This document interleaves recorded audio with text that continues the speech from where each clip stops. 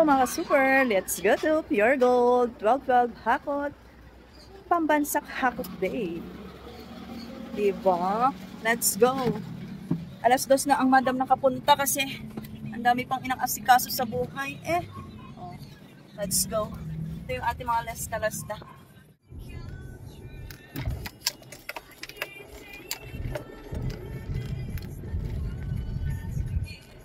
Hakot na dito sa Pure Gold 12/12 Pambansang Hakot Day. Ayan. Let's go.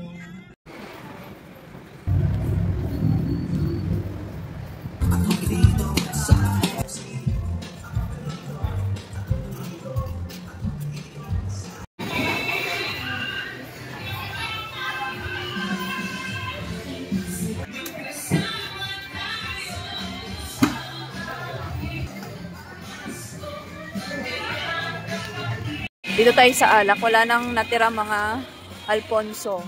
Gin, wala na. So, kukuha na lang tayo kung ano yung ititinda natin ngayong December. Mga kunti lang. At ang hindi lang maganda ngayon 12/12 dito sa Pure Gold kasi hindi pwedeng i-deliver. Syempre mabibigat kung kukuha pa tayo ng mga soft drinks. So, order na lang natin yan sa ibang araw. Siguro ang kukunin ko na lang ngayon is yung mga panghanda talaga para makapag-cashback naman tayo kahit pa paano ng 10%.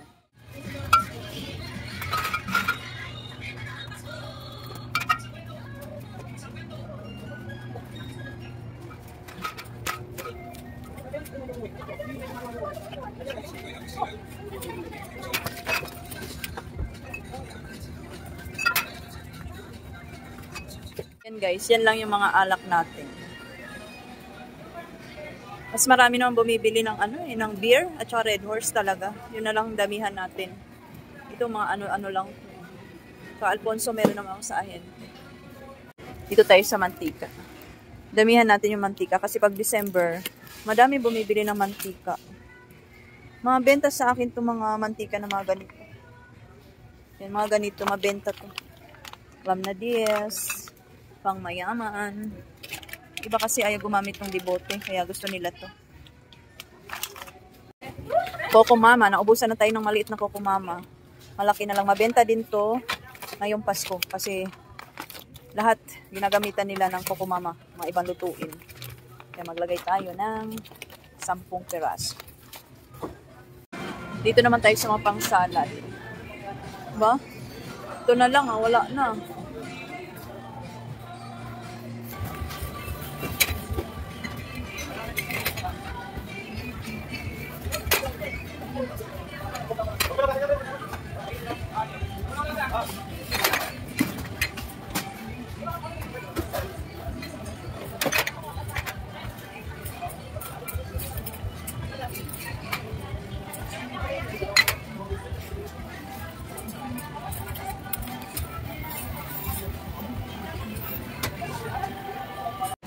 Ayan lang guys, yung ating mga dilata. Tsaka mabigat. Mabigat iuwi. Nakakaloka. Walang delivery. Kaya okay na yan. Ayan guys, nakadalawang cart na tayo. Yan. Wala pa tayong mga bihon tsaka yung noodles. Wala nang bihon guys. Meron na rin palang palabok. Parang sarap ng palabok. Walang bihon.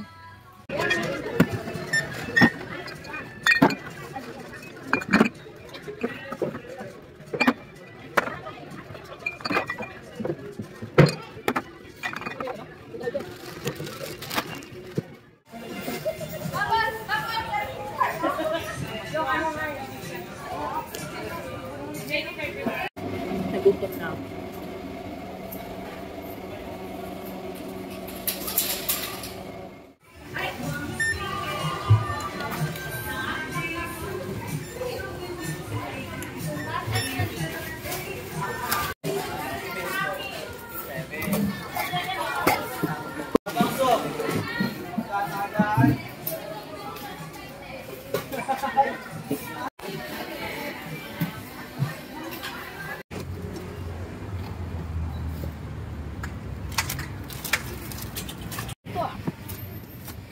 Hindi ba? Magano.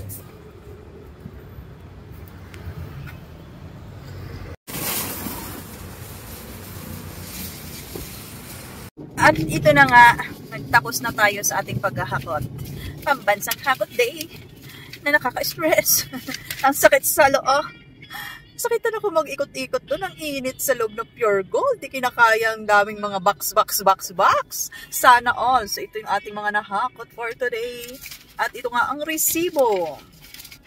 Nagulat ako. Kasi kung box lang naman, bakit umabot agad ng ito, 29K plus. Kunti na lang, 30K na. Sabi ko mga 20K lang eh. Umabot ang 29,709.45. So 10% cashback to P-Wallet. Meron tayong tumataginting na 2,900. Ganon kasi di ba 10%. Tama bang kwenta ko? Oo. O, di ba?